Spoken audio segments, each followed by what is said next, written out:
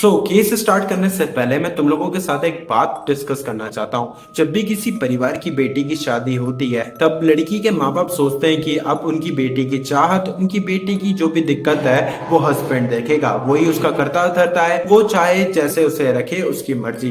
तो ये सोचना बड़ा ही वाहियात है, क्योंकि वही हस्बैंड आपकी बेटी की लाइफ में शैतान बन सकता है एंड उसकी लाइफ को जहन्नुम बना सकता है। तो आप कई लोग कहेंगे कि भाई हमें उन मैटर में इन्वॉल्व नहीं होना चाहिए, वो मियाँ बीबी की बात है। मियाँ बीबी के बीच में बाहर वाले नहीं पहुंच सकते, लेकिन मियाँ बीबी के साथ दो परिवार भी तो जुड़ा है, वो दोनों भी तो इन्वॉल्व हो सकते हैं, चीजों को सॉल्व कर सकते हैं। एंड तुम में से कई लोग कहेंगे कि भाई क्या करे, अलग करवा दे, दोनों को तलाक करवा के बैठा दे घर में और बदनामी सह ले। देखो, बदनामी लोग सह सकते हैं और बदनामी लोग भूल भी सकते हैं, लेकिन क्या वो वही हस्बैंड आपकी बेटी को मौत के घाट उतार दे? क्या वो खोने का दुख तुम सह पाओगे? को खोने का दुख ज्यादा बड़ा है बदनामी के दुख से। एंड इन बातों को सोचना एंड समझना एंड तुम्हारे आसपास जो भी ऐसी चीजें हो रही हो, लोगों को अवेयर करना इन चीजों से और कहना कि इन्वॉल्व होना, क्योंकि ये हमारी बेटी का नहीं, तुम्हारा भी मैटर है, तुम्हारे खून का मैटर है एंड तुम्हें ये जानना चाहिए एंड मदद करना चाहिए। तो अब केस स्टार्ट करते हैं। मोना हैदारी, जिसका जन्म 24 दिसंबर 2004 को हुआ था एंड मोना ईरान की रहने वाली थी। मोना के परिवार वालों ने मोना की शादी 12 साल की उम्र में ही उसी के कजन सज्जाद हैदारी से करा दी थी।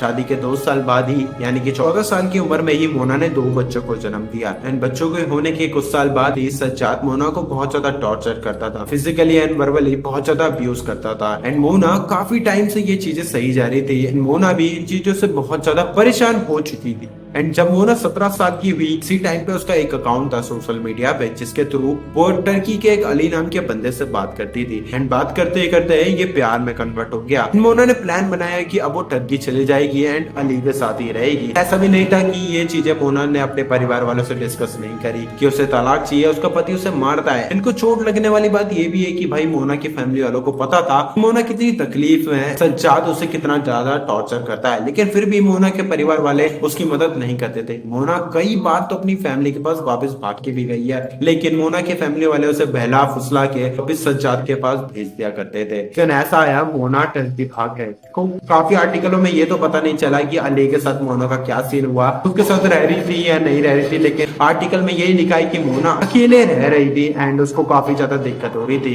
मोना भले ही अकेले रह रही थी, लेकिन इस टाइम पे वो बहुत ज्यादा खुश थी।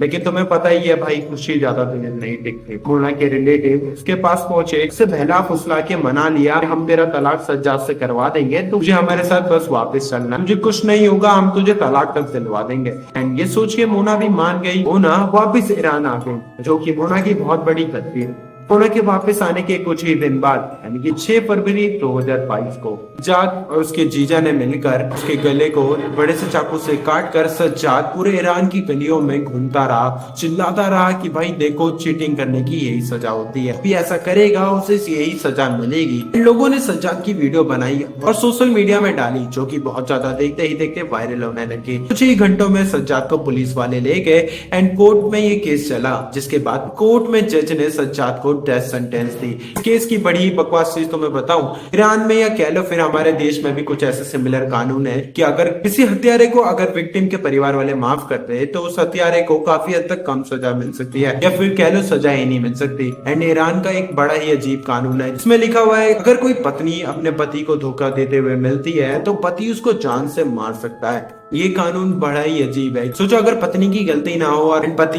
शक के बिहाफ में ही अपनी पत्नी को जान से मार दे, तब वो कानून किस काम का रह जाएगा। उनके काफी कानून साफ ऐसे कहते हैं कि भाई तुम मर्डर कर सकते हो, बस तुम्हारे पर रीजन होना चाहिए। एंड इस केस को पढ़ने के बाद मैंने यही सोचा कि भाई ईरान का कानून अभी भी डेवलप नहीं हो पाया। एंड इस केस में सज्जाद से ज्यादा मुझे मोना के परिवार वाले बुरे लगे। मैं यही सोच रहा हूँ कि वो परिवार इतना हार्टलेस कैसे हो सकता है। केस में सबसे वाहियात चीज पता क्या है, जब सज्जाद को डेथ सेंटेंस मिली थी तब मोना के घर वालों ने कोर्ट में कहा था कि सज्जाद को 10 सेंटेंस नहीं मिलनी चाहिए, बल्कि उसकी सजा कम कर देनी चाहिए।